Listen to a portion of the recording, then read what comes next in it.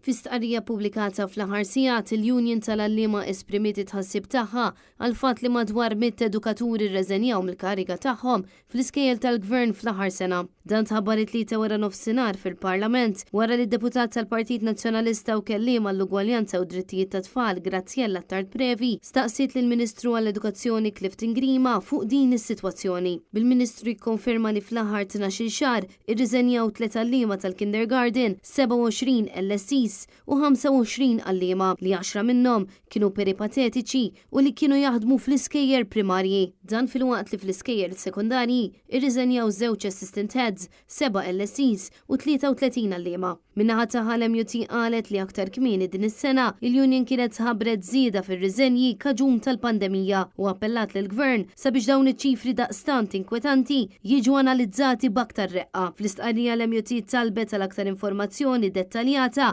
mill-Ministeru għall-Edukazzjoni. Fil-waqt li talbet ukoll il-Ministeru sabiex janalizza l-exit interview tal-edukaturi ħalli jkun jista' jifhem aħjar is-sitwazzjoni li qed wassal għal daqstant riżenji. Madankollu l-MUT insistiet li għandha ssir distinzjoni bejn riżenja minħabba offerta minn settur edukattiv ieħor u riżenja minħabba bidla fil-karriera. L-MUT tefad dawn ukoll fuq in-numru tar-rapporti li rċiviet fl-aħħar ħin li jitrattaw edukaturi li kienu rriżenjaw u qed jitolbu biex jerġgħu jaħdmu mal-Istat. Iżda xi raġuni mhux magħrufa qed jiġu rrifjutati milli jagħmlu dan.